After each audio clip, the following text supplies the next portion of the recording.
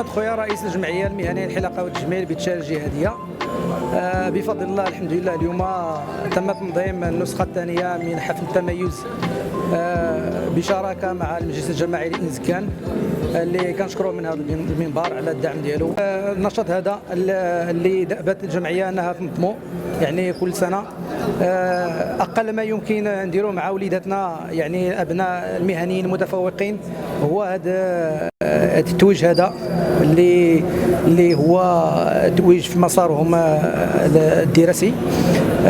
كنشكروا جميع المهنيين والضيوف اللي حضروا في هذا النشاط هذا، اللي نتمنوا انه ان شاء الله نستمروا كل سنه اننا ننظموه.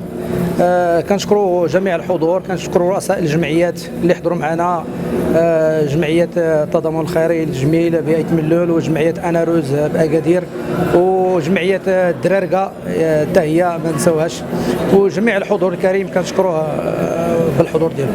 شكرا.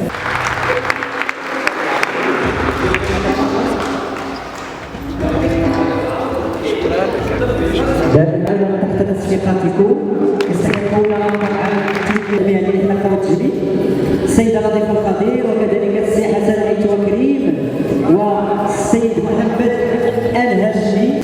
إذا بسم الله الرحمن الرحيم. عبد الله جلاوي رئيس جمعيه التضامن الخيري للحلاقه والتجميل. اليوم كما كتشوفوا معنا الاخوان ديالنا في الدشاره الجهاديه اللي نظموا هذا الحفل ديال التميز لفائده الاطفال ديال المنخرطين ديالها. الحمد لله انه كاين واحد الانسجام كبير ما بين الجمعيات اللي كتمثل المنطقه ديالنا ديال إنزكان أيت ملول.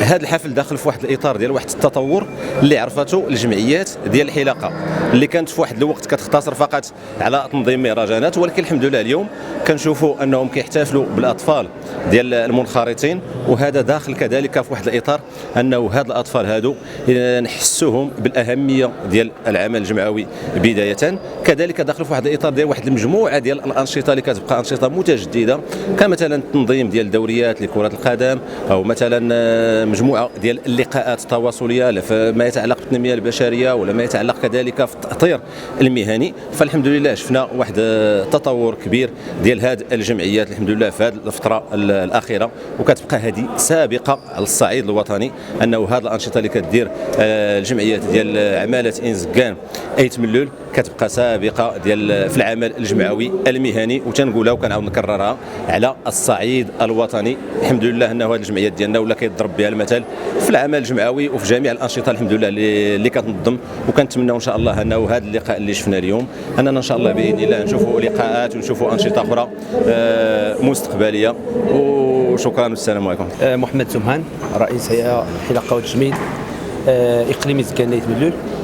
اليوم حضرنا في هذا الحفل، حفل التميز اللي نظمته الجمعيه المهنيه للحلاقه والتجميل بمدينه الشيره. احنا لنا شرف باش نحضروا في هذا اللقاء اللي نظمته الجمعيه لفائده ابناء المنخرطين، ابناء الحلاقه والحلاقات ديال اقليم إنزكان أيت ملول. باسم الهيئه ديالنا كيشرفنا باش نحضروا في هذا اللقاءات ديال الجمعيات اللي كيمثلوا المهنات الحلاقه والتجميل باقليم.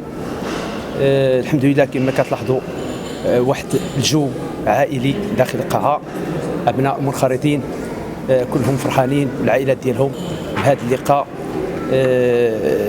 والحمد لله الابناء ديال الحلاقه كيبانوا كلهم في مستوى عالي.